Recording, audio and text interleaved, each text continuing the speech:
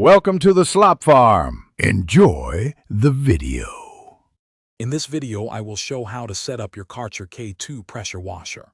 First, carefully unpack all the components from the box. You'll find the main unit, 2 wheels, the handle, and various hoses and accessories. Begin by attaching the 2 wheels to the base of the unit. Then, secure the handle firmly into its designated slots.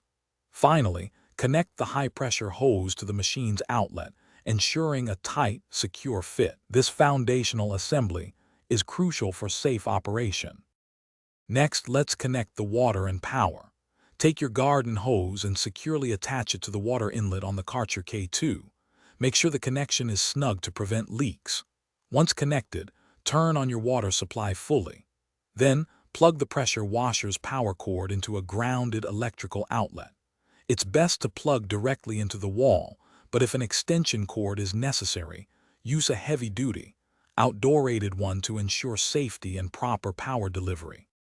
Now let's prepare for spraying. Attach your chosen spray lance or Vario power spray wand to the trigger gun. Ensure it clicks securely into place. With the water supply already connected and turned on, it's time to prime the pump. Squeeze the trigger on the spray gun for approximately 30 seconds.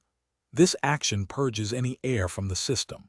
Keep holding the trigger until a steady, consistent stream of water emerges, indicating your Karcher K2 is fully primed and ready for action. Finally, you're ready for your first use. Turn on the main power switch located on your Karcher K2 unit.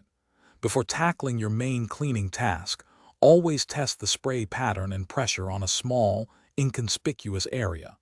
This helps you get a feel for the machine and prevents accidental damage. Remember to always wear appropriate safety gear, including eye protection and closed-toe shoes. Maintain a safe distance from the cleaning surface and any bystanders for optimal safety. Thanks for watching. Consider subscribing if we helped you today.